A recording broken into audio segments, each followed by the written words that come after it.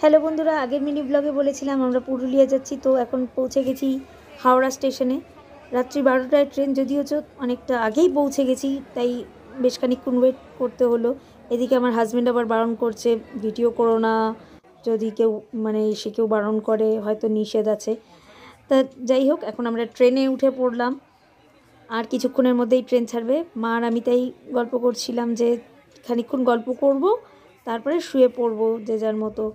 তো train already এখন ছেড়েও দিয়েছে, খানিকক্ষণ গল্প করি আমরা, তারপর আমরা যে যার সিটে শুয়ে পড়বো, এটাই আশা আছে।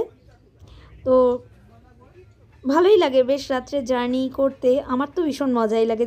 তোমরাও জানিও তোমাদের কীরকম লাগে রাত্রে ট্রেনের জার্নি।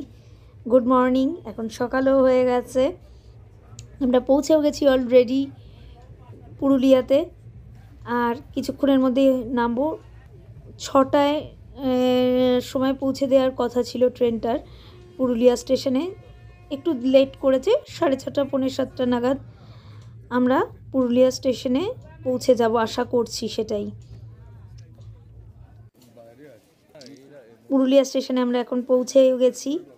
এবার আমাদের গাড়ি ওয়েট করছে, সেখানে যাব। ওখানে গিয়ে গাড়িতে করে আমরা ফার্স্টে হোটেলে যাব। হোটেলে গিয়ে ওখান থেকে ফ্রেশ হয়ে এরপর বেরোবো। সারা রাত ট্রেন জার্নি করে আমার হাজব্যান্ড অলরেডি বেশ ক্লান্ত হয়ে গেছে। এখন আমরা হোটেলে যাচ্ছি, এই যে পৌঁছে গেছি। তো একটু বাদে ফ্রেশ হয়ে ব্রেকফাস্ট করে আমরা বিভিন্ন জায়গায় যাওয়ার জন্য রওনা হব। তো তোমরা ব্লগটা দেখতে দেখো, আর কি হয় না হয় সবই দেখতে পাবে ব্লগে, কোথায় যাচ্ছি না যাচ্ছি সব দেখতে পাবে। চলো দেখতে থাকো।